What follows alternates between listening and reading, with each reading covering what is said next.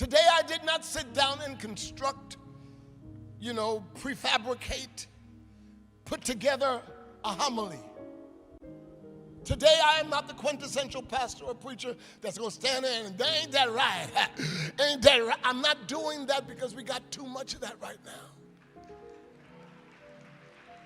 A lot of pomp and circumstance without the heart of God. It's not about the didactic delivery of a preacher or pastor, but it's about, can you bring Jesus to the people?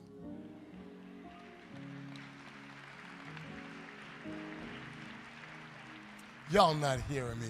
Can you bring Jesus to the people? What do we really know about Jesus? What do we really, thank you, know about Jesus? We know what we've been taught growing up. We know the stories partially. But what do we really know about Jesus? What do we really understand about what he did in order to make a way for us to come out of our sin that some of us are still in? The price he paid was for us to come out of our sin. And 2,000 years later, people are still wrapped up in sin, still holding on to sin tightly, still held captive by sin. When the price has already been paid, the price of love has already been paid. Some of the tears we cry is because of what we've done. Some of the pain we feel is because of how we've made our lives. Some of the struggles we involve ourselves in and are involved in our lives are because of actions that we put into play. I don't hear anybody here. Some of the brokenness of our heart and our social life is because of choices that we made. And we have chosen in many cases to sit in the rubble of our bad choices and our bad actions and just try to make it through life hurting.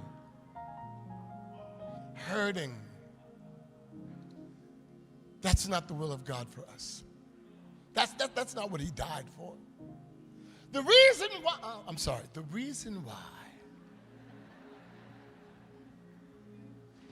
I got to remember, I said, I'm not going to do it. Do it for the vine. I ain't going to do it.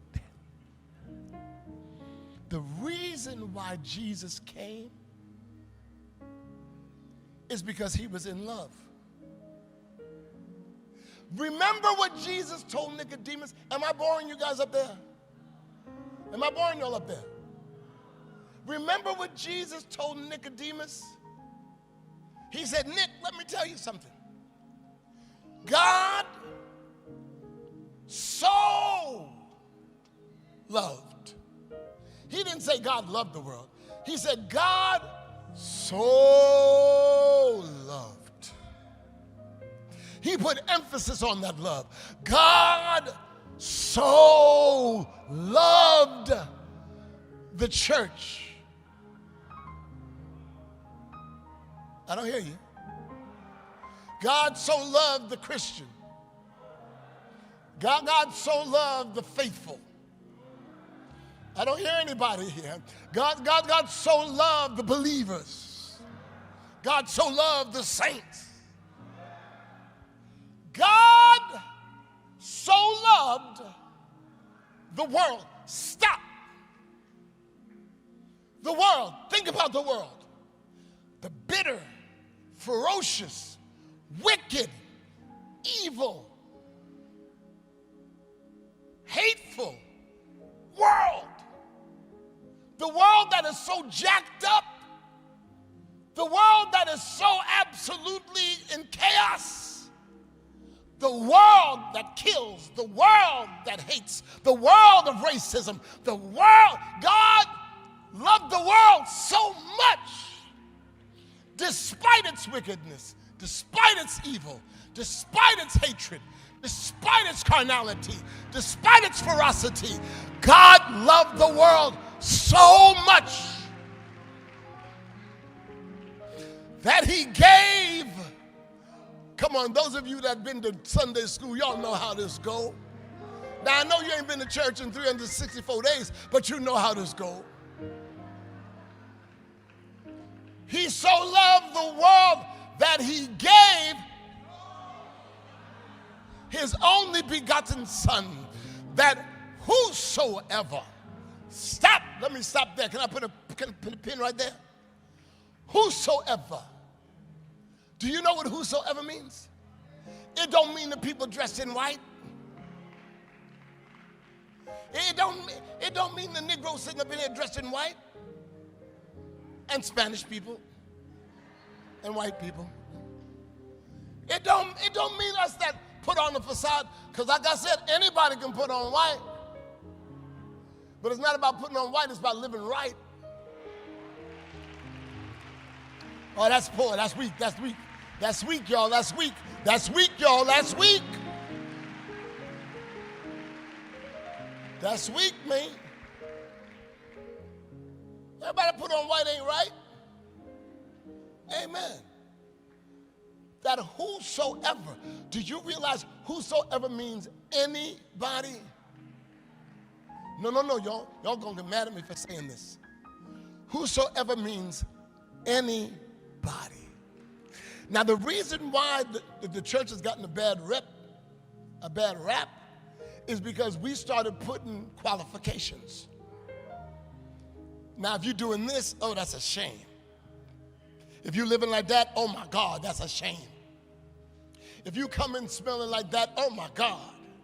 If you're coming high, if you're coming drunk, if you're coming with half your clothes on. We look at them and we put qualifications on this thing, and we've made people think that Jesus is really into what we're into. Jesus is not into all that. He don't care if your jeans is ripped. I don't understand ripped jeans to save my life, but he don't care. When I was young, if you had ripped jeans on, it meant you was poor. It meant that your mother took them jeans and put a patch on it, because now you buy them for $90 ripped. Give me your jeans, I'll rip them for $50. I will rip your jeans for $25. But you know, I'm saying we put so many qualifications on this thing that we make people think that they've got to be a specific way in order to be accepted by God. But whosoever wipes that totally off. Whosoever takes away all qualifications. Whosoever makes it so that any and everybody qualifies. Any and everybody qualifies. Well, that one was a child molester. You qualify. That one was a rapist. You qualify. That one was an alcoholic. You qualify. That one was a drug addict. You qualify. That one was a spouse beater. You qualify. That one was a child abuser. You qualify. That one was homosexual. You qualify. That one was a whore. You qualify.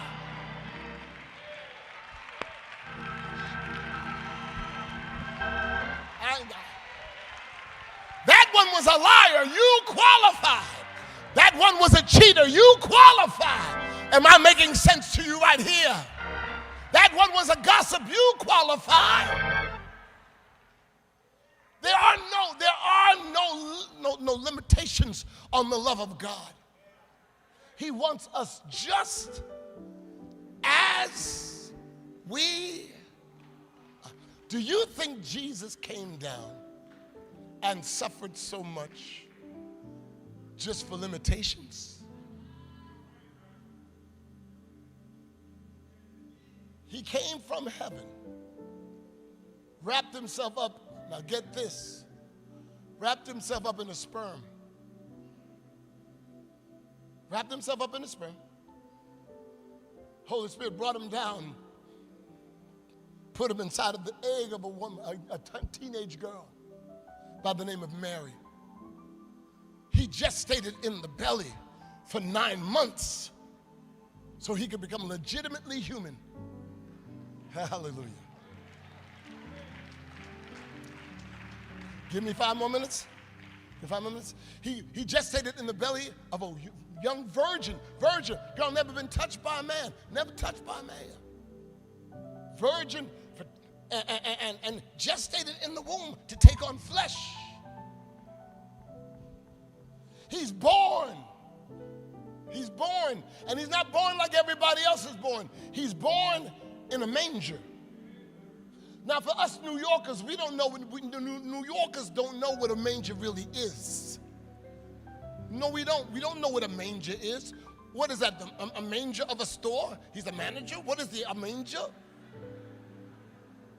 New Yorkers, we have no clue to what a manger is. What is that? A manger is a feeding trough that's filled with oat or wheat or barley that animals eat out of. Jesus was born in a barn. Hallelujah. In a barn. And when he came out of Mary, he was washed down with water for the animals. He was wrapped up in strips of white sheets, wrapped up tight. And they didn't have a bed in the barn, so they took the urinated on hay, put it in the manger for a blanket, for a mattress, put the baby there. Why was Jesus born in a barn? Because he was the Lamb of God.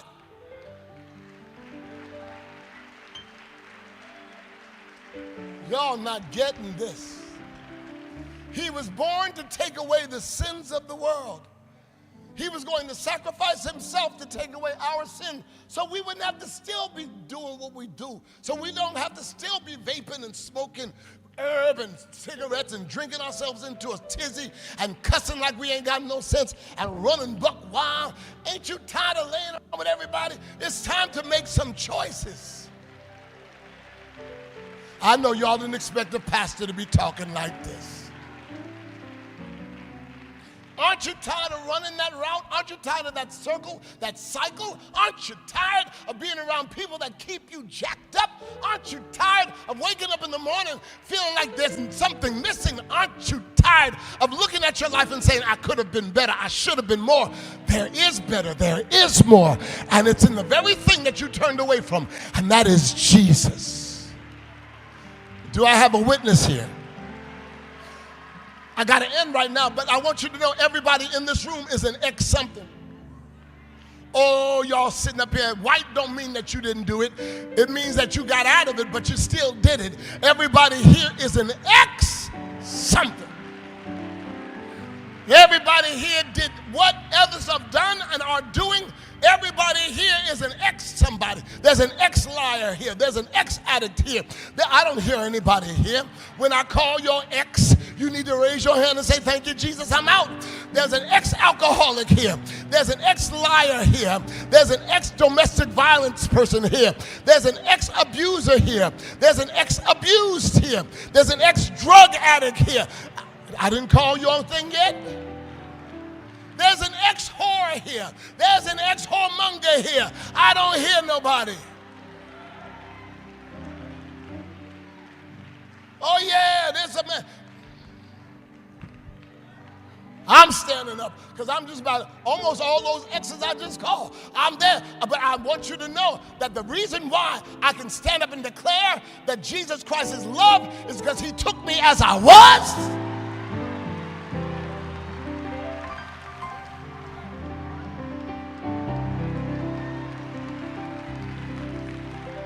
He took me as I was and made me who I am. Do I have anybody who's been transformed? I gotta go.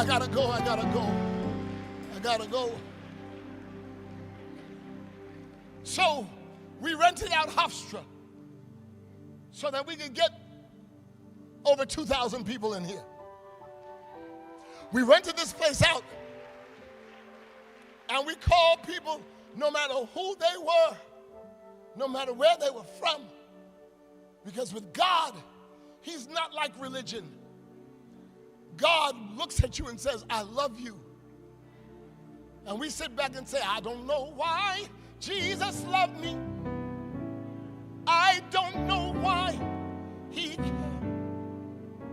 And I don't know why he sacrificed his life.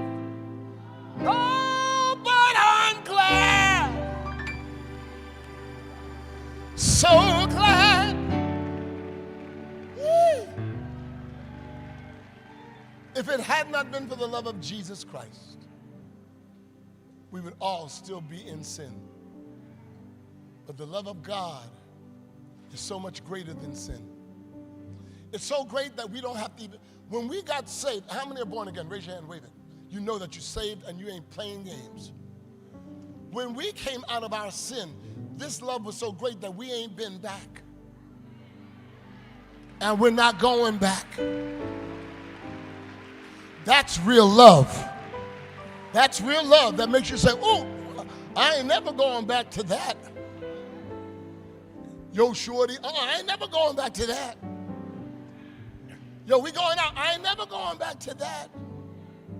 I got some herb, I ain't never going back to that. What, you all of a sudden, you so holy? Yeah. You noticed, hey.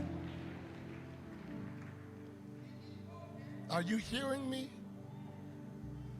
It is time to make changes. It's time to evaluate your life. It's time to come to the reality that time ain't waiting for you. And every day that goes by is another missed opportunity. But my brothers and sisters, there comes a time where you have got to utilize the time rightly. Jesus is real and he loves you. So I put on white and I came here and we rented this place for $1 trillion just to let you know that there is a love for you.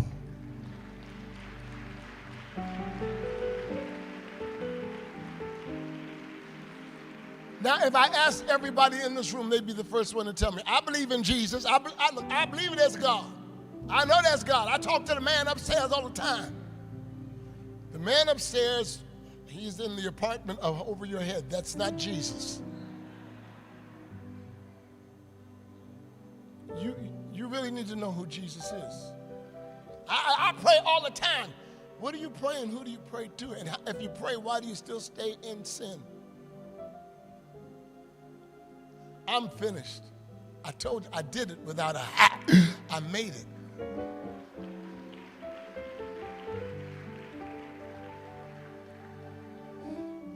For God so loved the world that he gave his only begotten son, Jesus, so that whoever would believe on him,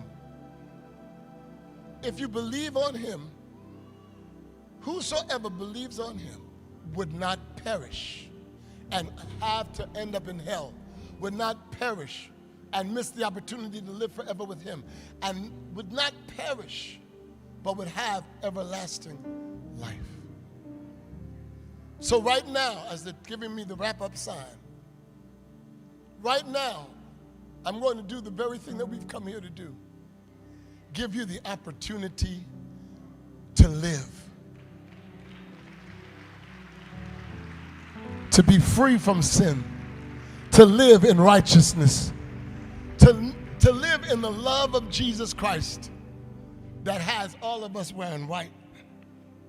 If there's anybody here that says, you know, Donnie, honestly, my life is kind of jacked, and I need to make some changes, and I've been really struggling, and I've been praying about this. I need to make some changes. If that is you in this room today, no matter where you are, no matter who you are, when I tell you, most of y'all in this room know me. Most of y'all in this room know me. I accepted Jesus when I was 9 years old. That was the greatest choice I could have ever made, because it brought me to this place where I can talk to you about him in experience, through my experience. This is not something I went and got a degree for. This is not something I went to, look at me, I am Dr. Dunn. I got a doctorate, but I didn't work for it. But I'm coming to you with a life's experience about this great God who can change you forever and is willing to do so if you're willing to fall in love with him. If you're willing to give him your heart. That's when you know you're in love with someone, when you give them your heart.